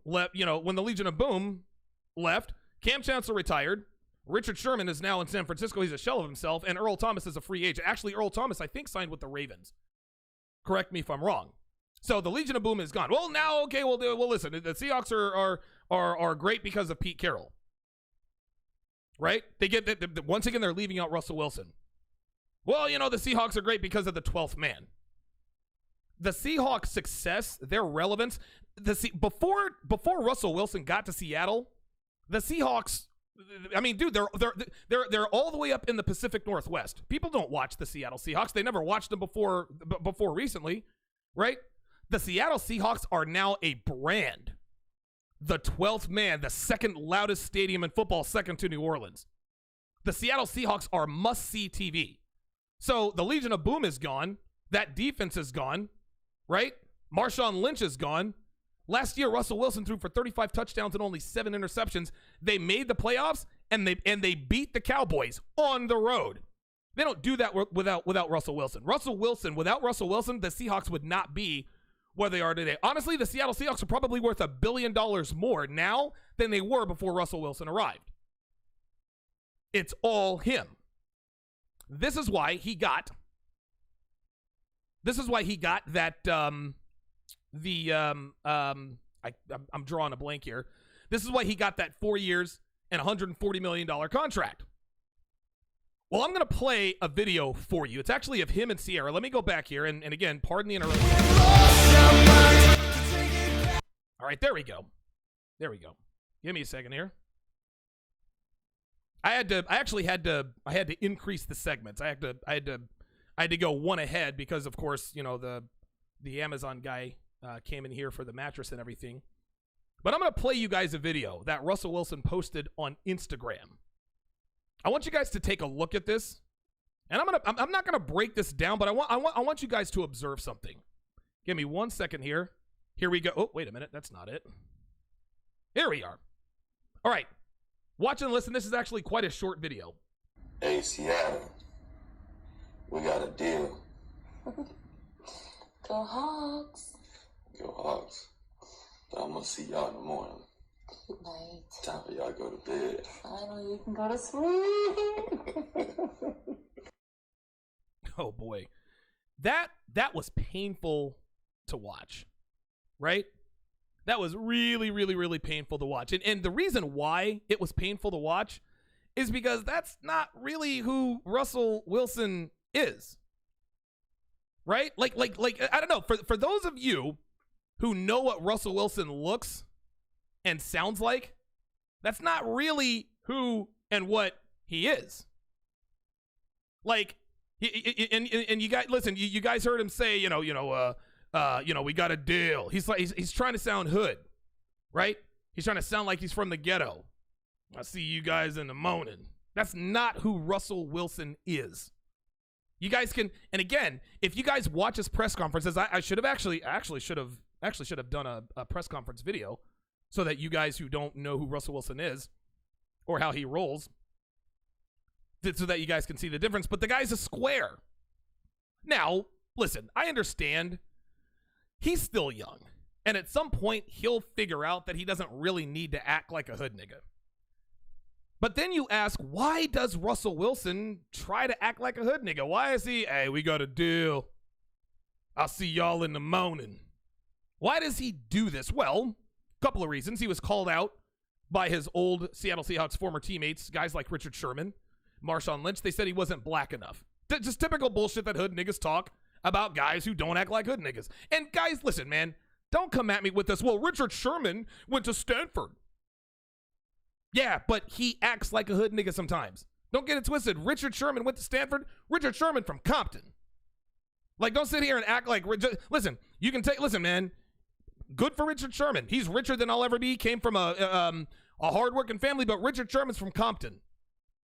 And as an educated black man, dude, that kind of stuff pissed me off when he talked about Russell Wilson not being black. And of course, that strikes a chord with me because I get accused of that all the time.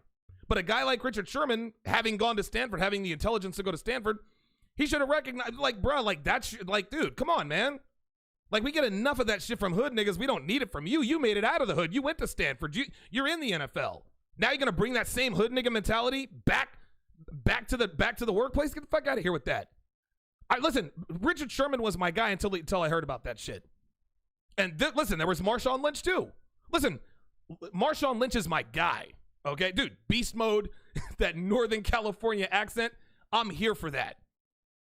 But I hate it when dudes shame dudes. I hate it when black men shame other black men for not being black enough. Oh, you're an Uncle Tom. You a coon. You a sellout. Russell Wilson's been called all of those things. That's why you get videos like the one you just saw. He's in bed with Ciara. Hey, Seattle, we got a deal. Yeah, I'm gonna be in Go Hawks. I'm gonna see y'all in the morning. That's not who Russell Wilson is. Another reason, however, that Russell Wilson is trying to act like a hood nigga is his wife, Ciara, who I guarantee, you heard it here first, I guarantee you, will cheat on him now or in the future if she isn't already. We may not, listen, we may find out about it, we may not. But you can mark my words when I tell you that she will run around on him, and I'm going to tell you why. Reason number one, Russell Wilson's ex-wife cheated on him with another player on his own team. Golden Tate, who now plays for the New York Giants, right? He actually recently married Elise Pollard. And when he married Elise Pollard, dude, she's a hot blonde, right? Golden Tate, predictably caught a lot of heat from black women for marrying marrying a beautiful white woman. Just like Jesse Williams, Michael B. Jordan, Kyrie Irving, caught that kind of heat. Anyway, before Golden Tate was catching passes in Detroit, they actually had to trade him to Detroit because he fucked Russell Wilson's wife. He was catching passes in Seattle from Russell Wilson. But that wasn't the only thing that Golden Tate was doing. He was also fucking Ashton Meme, who was Russell Wilson's wife at the time, on the low. Now, who is Ashton Meme, you ask? Well, Ashton Meme met Russell Wilson when he was at the University of Wisconsin, right? They were college sweethearts, and they got married, shortly after, he was drafted by the Seahawks. Now, at some point that Ashton Meme and Golden Tate hooked up, everybody found out about it, right? Now, and Russell did the right thing and kicked her slutty ass to the curb without a second thought. Great. So now you guys are probably thinking, well, what's that got to do with Ciara? This is very simple. Women lose respect for men they know have been cheated on. It might not be fair, but that's how it is. Sure, Wilson did the right thing and remained stone cold about the whole ordeal, guys. But what goes through a woman's head when the man of Wilson's stature gets cheated on by a so-so looking woman? Ashton Meme was a 6 at best. And she cheated on Russell Wilson. So now Ciara's probably thinking, what's wrong with him? How could he let that happen? Is there something I don't know about him? Is this the first time she cheated or the first time she got caught? The list goes on and on. That point, okay, or the point rather, is that Ciara can say whatever she wants in public about Russell Wilson's ex-wife. The fact remains that her husband, is inherently flawed in her mind because a female misbehaved in the worst way on his watch. A man that gets disrespected by a woman the way Meme disrespected Wilson lose the respect of other Wilson, including women like Ciara. Here's another reason Ciara will eventually cheat on Russell Wilson. Ciara's ridden the alpha cock carousel. A lot of women ride the cock carousel. Ciara has ridden the alpha cock carousel. Ciara's dated a lot of dudes, guys. And listen, to be fair, any good-looking woman of her celebrity would. And what all of her exes have in common is that they are all bona fide alpha males, gentlemen. Dude, Trey Songz, 50 Cent. She dated all those dudes. Dude, former New York Knicks power forward Amari Stoudemire. And of course, the man who put her first baby in her, Future. Now, one might think that by marrying Russell Wilson, she's pretty much staying the course, right? Rich black athletes, rich black recording artists seem to be her type. But here's the rub. Russell Wilson, gentlemen, is none of those things. He's a different breed altogether. Okay, so he's black and he's rich, and he's an athlete. But that's where the similarities end, guys. Wilson has all the beta traits that make women turn their noses up in disgust. He's polished. He's well-spoken. He's respectful to women. He doesn't ruffle feathers. No tattoos. The list goes on and on. He even launched a clothing line called the Good Man brand, which literally tells the world in no uncertain terms that he is a raging beta male. Now, on the other hand, listen, who knows? He could be a wolf in sheep's clothing, right? Like, dude, we see his boring ass press conferences, or at least for those of us who watch sports, right? We see his sterling public image, but we're not around when the cameras are off. I mean, for all we know, he could be the G that pulls her hair, smacks her ass, and calls her a slut while he's fucking the piss out of Ciara, right? You never know. But I wouldn't bet on it, and neither would you. Russell Wilson was raised by both parents. He was instilled with good values, and listen, he's an otherwise good dude, man. But females are aroused by violent, volatile, unstable men, which unfortunately for Russell Wilson is what women really want to be fucking. Ciara's had her fill of alpha cock, and like most women, guys, guess what? That is not an urge that goes away with age. That's not an urge that goes away with lifestyle change. And that's definitely not an urge that goes away with marital status. At some point, she will be taking that alpha cock again on the regular when she gets tired of Russell's lack of backbone, which was something she never had to worry about with any of those ex-boyfriends. When the rubber meets the road, guys, it's not a matter of if Ciara cheats on Russell Wilson. It is a matter of when. And the reason is that this situation, if you take a look at it through the lens of the red pill, it's the typical arc. It's the typical cycle of the American relationship between men and women. Attractive female rides the cock carousel, has a baby or two with an alpha male. She sees the wall approaching. She settles down with a beta male in her late 20s to maybe early 30s, right? Has that beta male's child and secures her future as well as the futures of her offspring. Yeah, pun definitely intended. To add insult to injury, check this shit out. To add insult to injury, when they first started dating, Wilson proudly told the world that he wasn't fucking Ciara until they got married. Now, Ciara may have nodded and agreed in public, but guys, you can bet your ass she lost respect for him. She's probably thinking, really, nigga? Like, for real? Like, you're a square-ass nigga as it is. And I get all that. That's the reason I'm with you, but you ain't even trying to fuck right now? Fuck wrong with you?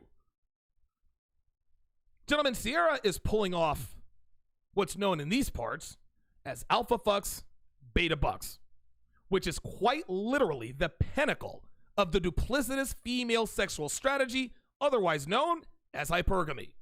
Sure, Wilson's a rich athlete, but by all accounts, those are the only two alpha traits he's got. Now, don't get me wrong, Ciara is certainly attracted to Wilson for his ability to provision for her and her children, right? She's attracted to his docile personality. She's attracted to his spotless public persona. But it's men like Future, dudes like Trey Songz, niggas like 50, Amari Stoudemire, guys like that are the ones who really wet her panties, which clearly shows us the stark difference, gentlemen. Pay attention between attraction and arousal. Ciara is attracted to Russell Wilson. She was aroused by Future. She was aroused by 50 Cent. And I'm going to do a slideshow here and show you guys exactly what's up.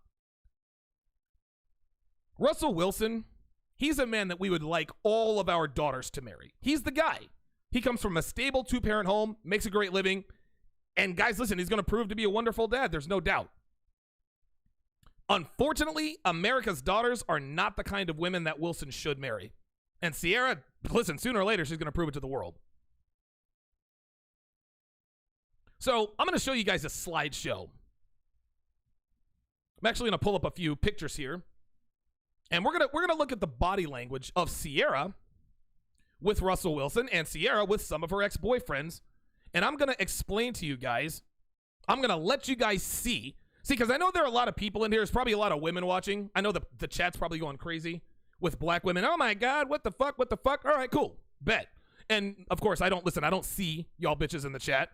So you guys can all go fuck yourself. Right? So whatever you're saying or thinking, I don't give a shit because I don't see it. But you're going to see this. So check this out. This is Russell Wilson, right? Seems like a happy couple. But if you take a look, Russell Wilson is slightly leaning in, and Ciara is slightly leaning away. Look at her face. She doesn't really look like she wants to be there. Look at Russell Wilson's face. Oh my God. I'm the luckiest guy in the world. I'm married to Ciara. And don't get it twisted, guys. Ciara's a 10. She is a hard, but listen, even at 33, whatever years old, dude, Ciara's hot. Listen, I can't blame Russell Wilson for trying to bang her, for wanting to bang her, that's for sure. But look at his face and look at hers. You can see that smile, it almost looks false. Looks like a false smile. And you can look at her neck, it is slightly bending the other way. Russell Wilson, he is all in. He's all in. Let's take a look at another photo. Ooh, now this is her with 50. Now 50's got a look on his face like the cat that ate the canary. Look at Ciara. Look at Ciara. That's Ciara then. This is Ciara with Wilson. That's Ciara with 50. Filled with glee. There's so much arousal. Dude, there's so much arousal that's coming through her pores in the form of sweat. Hands all over him. Look. Hands are not all over Russell Wilson. Hands are all over 50. This is the difference between attraction, gentlemen, and arousal. Look at that. Listen, look at this smile. This is I'm smiling because we're in front of the cameras and I'm with my husband.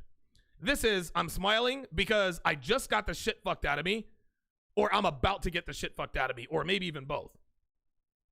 Attraction, gentlemen, arousal. Let's take a look at another picture. This was at the ESPYs. Ciara is sitting upright. Now, listen, this smile looks a little more genuine, right?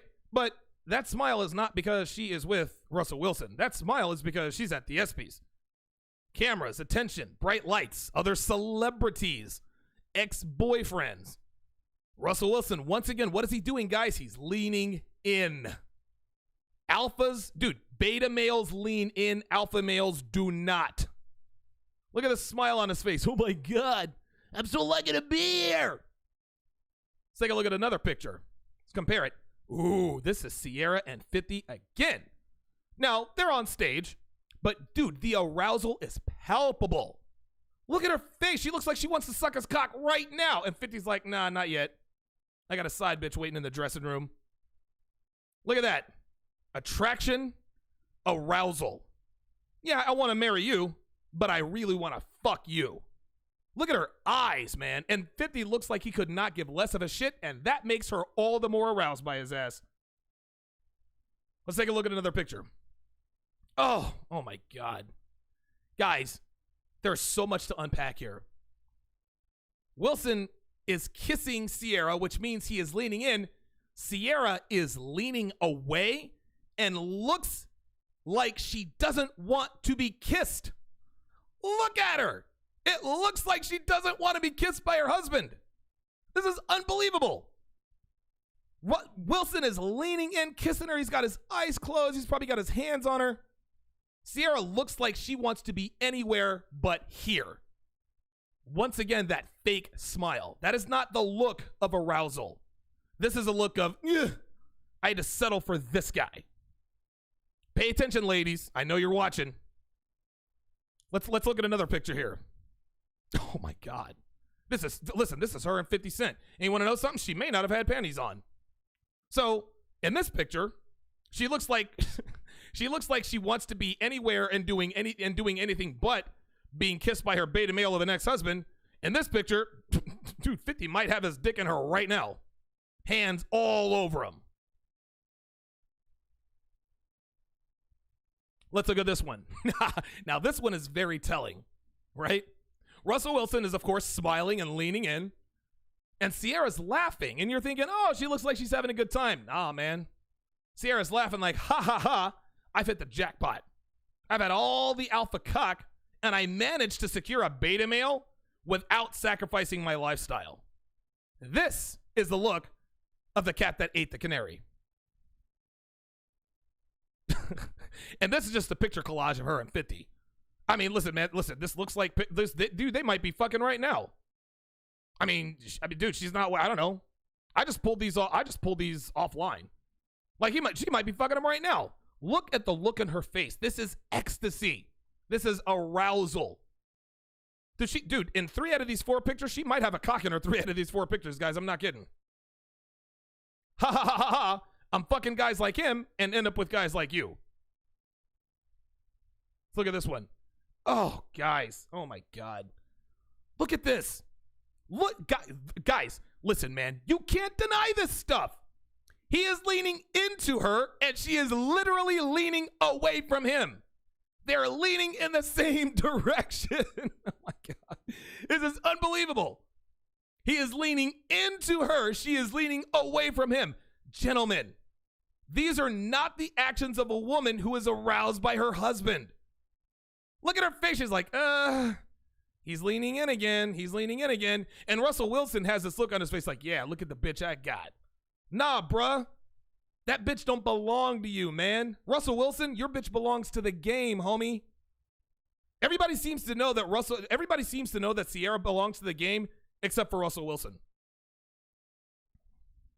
This is her with Future. Number 1, Future is not leaning in. And number 2, if he was, Ciara would not be leaning away. Attraction, arousal. Let's look at another one. So see, I guess they're at an NBA game. Ciara looks, now there's actually a look of arousal on Ciara's face here. But if they're at an NBA game, chances are that arousal is for someone she is watching on the court. What's Russell looking at? He's looking at his, quote, trophy wife. Bruh, listen, I love Russell Wilson. I love what he does on the field. This doesn't make him a bad guy. But Ciara belongs to the game. And he, unfortunately for him, he's going to be the last to know. I love this picture. Future's not even looking at Ciara. Ciara looks pissed off. You know what? Future's probably actually talking to one of his side bitches on the phone right now. Ciara knows and she's pissed, but guess what? She's still following his ass. Here's another picture. This is of her and Amari Stoudemire. He's looking at the cameras. He's looking at the interviewer. She's looking at him. Look at her face. I cannot wait to suck this nigga's dick tonight. Oh, my God. I hope this nigga puts a baby in me for real. I hope this nigga puts in a 6'8" power forward just like this nigga. You think she's thinking that about him? Do you see this? Wilson is looking at the camera. Ciara is looking away from him. You see that? All of her attention is on Amari Stoudemire. Her attention is not on Wilson. Her attention is on the attention. Arousal? I can't even call this attraction. Ciara's fucking... Dude, Ciara's hot, though. I can't even lie. So, there you guys can see.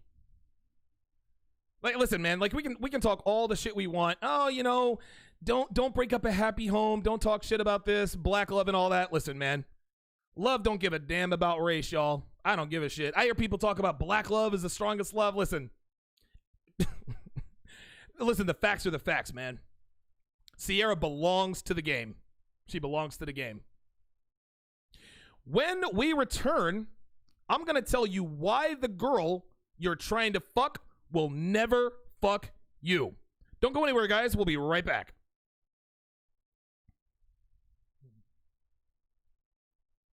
Oh, come on. Oh, there we go.